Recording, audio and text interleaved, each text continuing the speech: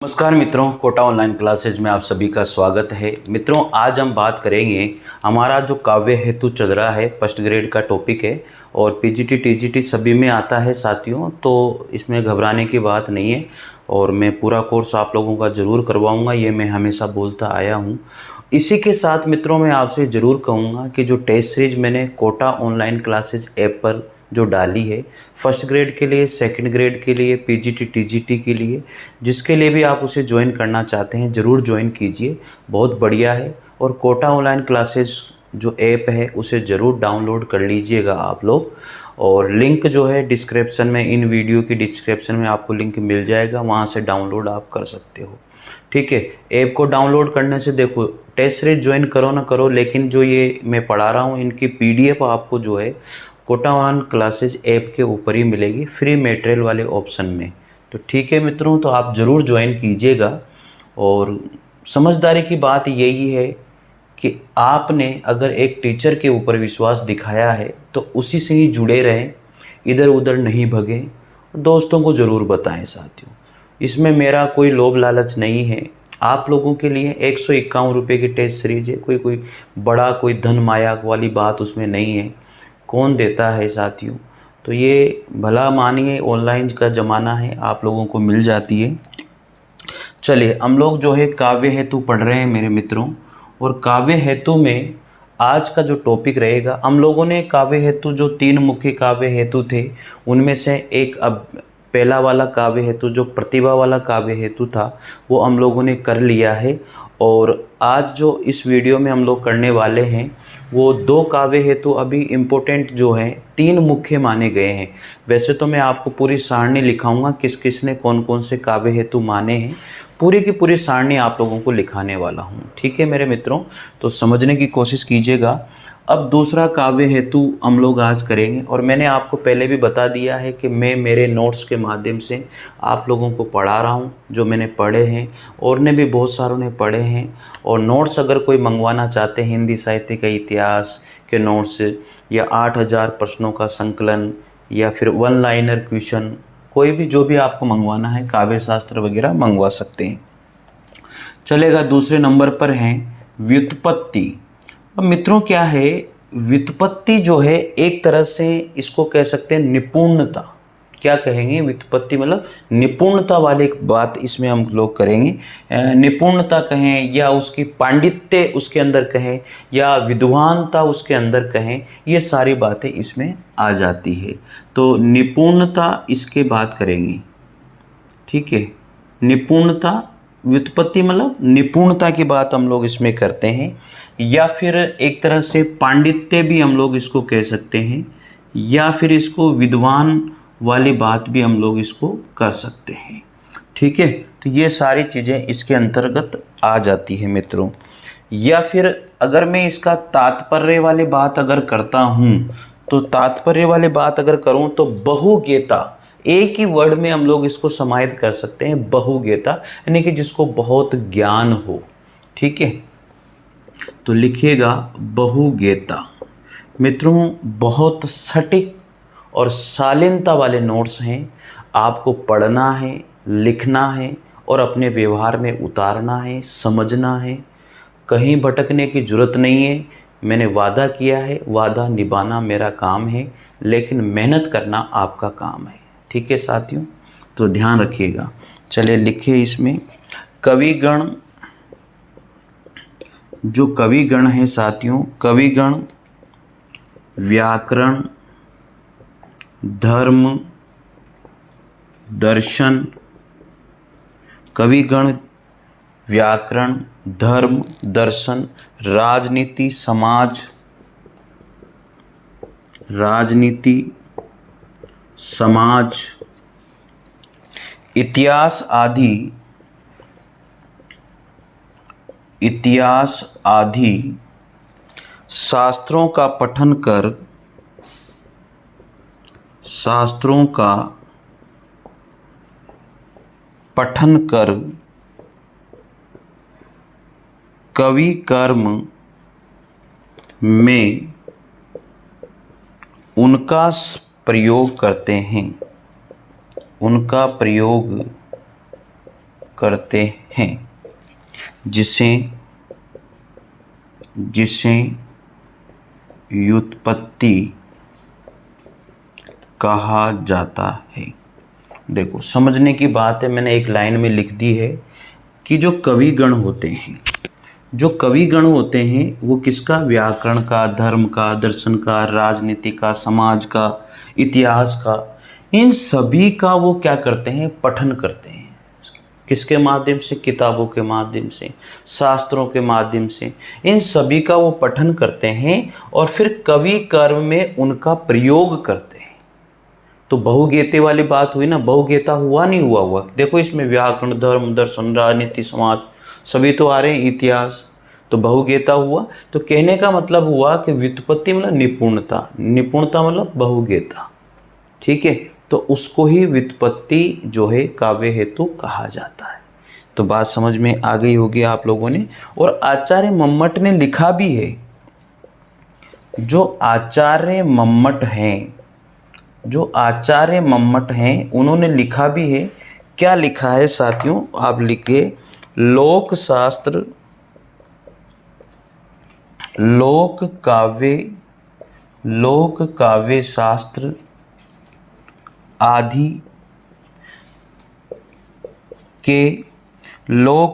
शास्त्र आदि के लक्षण से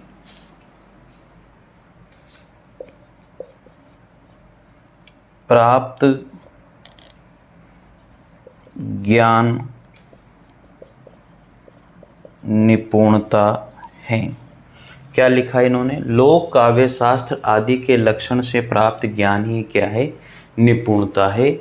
ऐसा मम्मट जो आचार्य हैं उन्होंने कहा है निपुणता के बारे में। ठीक है मित्रों, तो ये अपना यहाँ पर दूसरा काव्य है तो पूरा होता है। मेरे हिसाब से आवाज़ आ रही होगी, नहीं भी आ रही हो थोड़ा सा सुनने की कोशिश कीजिएगा। आज थोड़ा सा क्या है, तबीयत ऐसी हो रही है। ठीक है मित्रों, हाँ देखो नोट्स तो मैं बहुत तगड़े बना दूंगा आपके, ये मान के चलिए। अब तीसरा यहाँ पर काव्य हेतु आता है अभ्यास। कौन सा आता है, अभ्यास। जो मुख्य 3 काव्य हेतु है उनमें से तीसरा काव्य हेतु है अभ्यास। इसे आचार्य दंडी ने काव्य हेतु माना था साथियों। इसे आचार्य जो दंडी थे, आचार्य दंडी ने मुख्य काव्य हेतु माना था, मुख्य काव्य हेतु माना था। जो आचार्य दंडी थे उन्होंने इसे एक मुख्य काव्य हेतु की उपमा दी है साथियों। आगे लिखते हैं अब, आचार्य मम्मट के अनुसार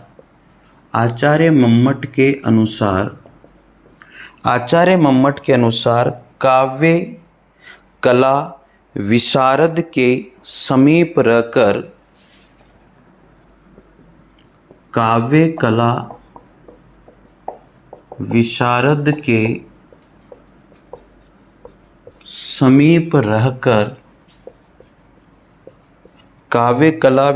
के समीप रहकर काव्य रचना का अभ्यास करना, काव्य रचना का अभ्यास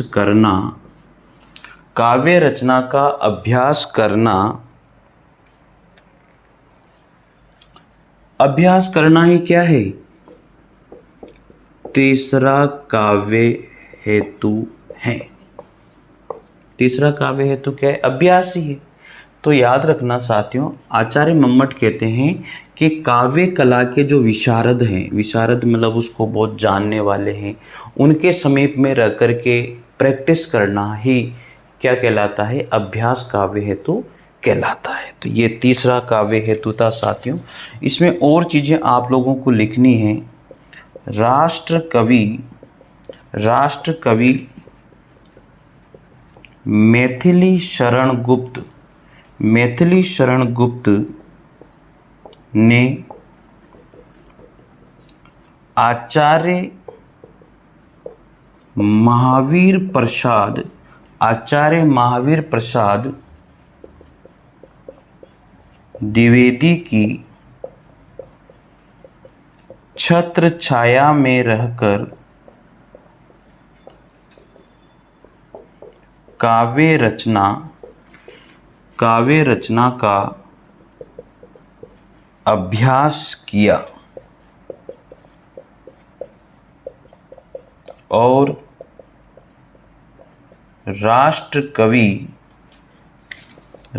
कवि के पद पर आसीन हुए। राष्ट्र कवि के पद पर आसीन हुए। तो ये है साथियों, तो काव्य कला विशारद के समीप रह कर के हम लोग अगर प्रैक्टिस करते हैं, अभ्यास करते हैं, तो वो हमारा अभ्यास काव्य हेतु कहलाता है। जिस तरह से यहाँ पर एक उदाहरण भी दिया गया है कि मैथिली शरण गुप्त जो थे वो महावीर प्रसाद द्विवेदी के अब इसमें सानिध्य में रहे, उनकी छत्र छाया में रहे और उन्होंने काव्य रचना का अभ्यास किया और आज राष्ट्र कवि के रूप में फेमस हो रहे हैं। तो मैथिली शरण गुप्त वैसे भी राष्ट्र कवि के रूप में जाने जाते हैं। तो ये था साथियों अपना काव्य हेतु, और उस काव्य हेतु के लिए आप लोगों को आगे मैंने बता दिया है कि क्या क्या चीज़ें आपको ध्यान रखनी है। अब 3 काव्य हेतु हम लोगों ने कंप्लीट कर लिए हैं। अब 3 काव्य हेतु ही मुख्य थे, सारी चीज़ें मैंने आप लोगों को बता दी है। अब इसकी हम लोग जो है टेबल बनाते हैं। टेबल में जो काव्य हेतु है साथियों, उसमें सबसे मुख्य बात जो आती है, किसने कौन कौन से काव्य हेतु माने हैं, वो चीज़ लिखने वाली सबसे मेन है। किसने मूल काव्य हेतु क्या माना है, तो ये काव्य हेतु का जो टॉपिक है एक तरह से बहुत अच्छा मैंने लिखवा दिया है। चलिए अब टेबल बनाइए आप लोग, किस ने कौन सा मूल काव्य हेतु माना है और किस ने कितने काव्य हेतु माने हैं और क्या क्या काव्य हेतु माने हैं, ये टेबल बनाना बहुत ज़रूरी है। चलिए बनाइए। इसने केवल प्रतिभा को काव्य हेतु माना था, जगन्नाथ जी ने भी। यहाँ पर रचनाकार और यहाँ पर काव्य हेतु। तो ये टेबल बनाइए साथियों, ठीक है। तो सबसे फर्स्ट नंबर पर आचार्य भामह, दूसरे नंबर पर आचार्य दंडी, तीसरे नंबर पर कुंतक, रुद्रट, चौथे नंबर पर वामन, पांचवें नंबर पर जयदेव, छठे नंबर पर मम्मट, सातवें नंबर पर हेमचंद्र, आठवें नंबर पर जगन्नाथ, नवें नंबर पर केशव मिश्र, ठीक है। और दिख रहा होगा मेरे, केशव मिश्र तक दिख रहा है। तो आचार्य भामह ने जो काव्य हेतु माने हैं वो क्या माने हैं? आचार्य भामह मानते हैं केवल प्रतिभा को ही काव्य हेतु माना है इन्होंने। किसको माना है? प्रतिभा को काव्य हेतु माना, ठीक है। और यही मुख्य माना है। आचार्य दंडी किसको मानते हैं? प्रतिभा, शास्त्र ज्ञान और अभ्यास को काव्य हेतु मानते हैं। प्रतिभा, शास्त्र ज्ञान और अभ्यास, इन्होंने ये काव्य हेतु माने हैं। इसके बाद में कुंतक और उद्रट किसको मानते हैं? प्रतिभा, व्युत्पत्ति और अभ्यास को मानते हैं। ये प्रतिभा, व्युत्पत्ति और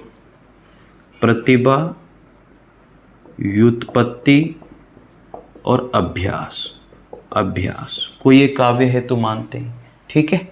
इसके बाद में आचार्य वामन किसको मानते हैं? आचार्य वामन ने लोक, विधा और प्रकीर्णन इसको काव्य हेतु माना। जयदेव ने जो काव्य हेतु माने हैं वो माने हैं प्रतिभा को मूल काव्य हेतु माना है, ठीक है। और अभ्यास इसको सहायक काव्य हेतु इन्होंने माना है, ठीक है। आचार्य मम्मट ने जो काव्य हेतु माना है हम लोगों ने अभी पढ़ाई भी है, शक्ति, मैंने प्रतिभा को बताया था ना, शक्ति आपको, ये प्रतिभा ही है, ठीक है। इसके बाद में निपुणता, निपुणता जिसे हम लोगों ने बात किया था अभी यहाँ पर, जो व्युत्पत्ति, व्युत्पत्ति की बात हमने करी, और अभ्यास, ये काव्य हेतु 3 इन्होंने माने हैं। अब हेमचंद्र किसको काव्य हेतु मानते हैं? हेमचंद्र प्रतिभा को काव्य हेतु मानते हैं। इसके बाद में जगन्नाथ किसको मानते हैं? जगन्नाथ भी प्रतिभा को ही काव्य हेतु मानते हैं। केशव मिश्र, जो केशव मिश्र है वो भी काव्य हेतु किसको मानते हैं? प्रतिभा को ही मानते हैं। तो मित्रों, ये किस किस ने कौन कौन से काव्य हेतु माने हैं, ये पूरी बात मैंने आप लोगों को बता दी है। इसमें एक और मैं आप लोगों को बता देता हूँ, यहाँ पर लिख देता हूँ, यहाँ पर लिख देता हूँ। 10वें नंबर पर लिख लीजिए आप, यहाँ पर 10वें नंबर पर है राजशेखर। जो राजशेखर है उन्होंने जो काव्य हेतु माना है, एक तो माना है इन्होंने प्रतिभा को और एक माना है व्युत्पत्ति को, प्लीज़ ध्यान रख लीजिएगा। और 11 नंबर पर लिख देता हूँ जयदेव। तो जयदेव ने जो काव्य हेतु माना है वो प्रतिभा को माना है, ठीक है, एक माना है व्युत्पत्ति को और एक माना है साथियों अभ्यास को। तो जयदेव ने भी मुख्य काव्य हेतु ये 3 माने हैं। तो मैंने 11 आप लोगों को रचनाकार बता दिए हैं।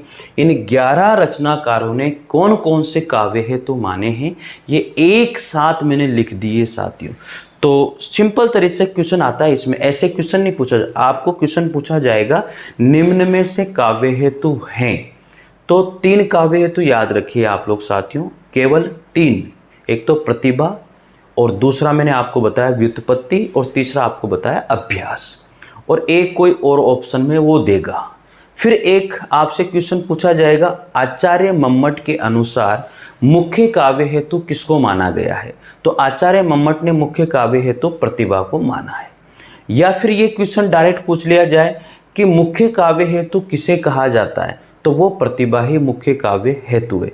यह क्वेश्चन पूछ लिया जाए कि दंडी ने कितने काव्य हेतु माने हैं, तो दंडी ने प्रतिभा, शास्त्र ज्ञान, ये वही है व्युत्पत्ति और अभ्यास को काव्य हेतु माना है।